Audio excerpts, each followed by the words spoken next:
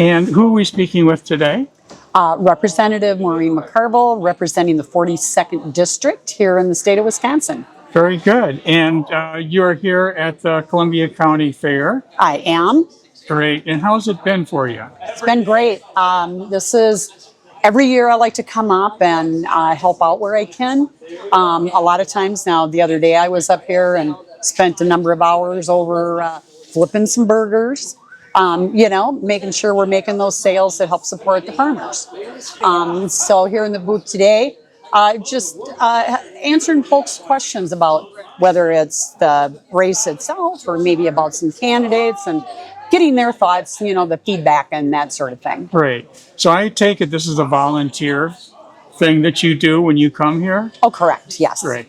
And so tell me a little bit about when you're campaigning, when you're working like you are today for the Columbia County Democrats. How does volunteerism work into that? How does that help you?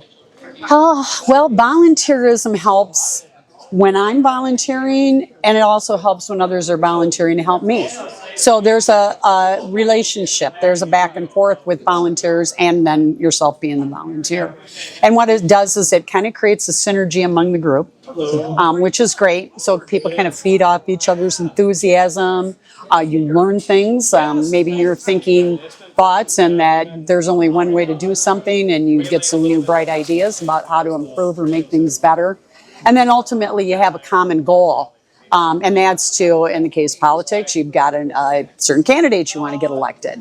And you can pool your volunteers and you can get out there and do some stomping for more than one on the same day.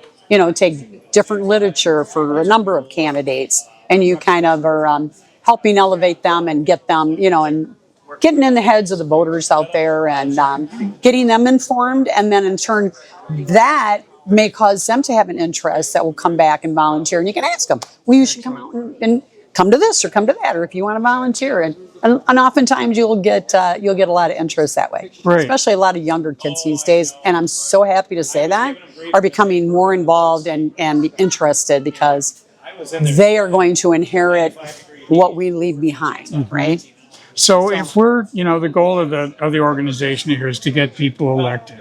And, most of that is done with volunteer help.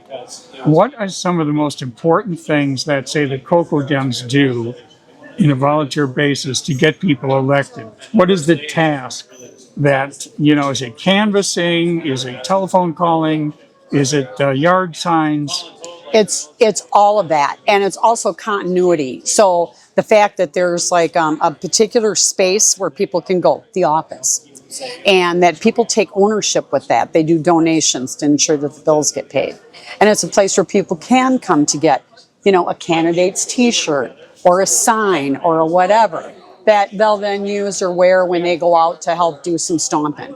So that's how it helps. So I don't know that it's any one thing, but it's all of those things together. I mean, obviously, talking to the voters and trying to move them to the polls is our biggest deal, right? And to get them to vote for the candidate that we're trying to get elected, right? Yes. That's the bigger deal. So by doing that, and people, they enjoy that community, if they're feeling kind of out in the, it gives them a place to go. It's like your hangout when you were in school, or your group that you ran around with, or the team that you played ball on, or whatever the case may be. There's that mindset that resides within that group where you all feel that camaraderie and that willingness. And it's a very uplifting. It gives people hope that, we can do this. I'm not the only one that is worried about this, concerned about that, or happy about this other thing. So what you're saying is, it's really a social event while you're doing good. Yes, it really is. It's volunteers are getting something back from it as well, in the sense of what you just said. They're feeling like they belong. They're feeling like they do have a hand in how things go. I'm the candidate that sits in office. I'm just one part of the equation. I'm not the whole deal, right? Mm-hmm. Big enchilada. I got there because of all the hard work of everybody, right? Mm-hmm. They helped put me there. They came, they voted for me. They did events where they helped out.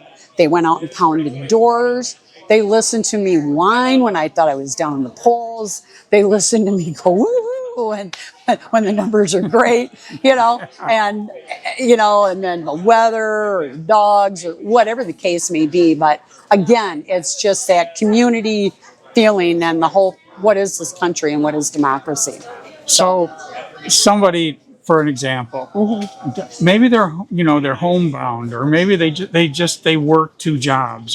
People are really struggling just to pay the bills. They just don't have the time. Right. But they know that they want to get somebody elected.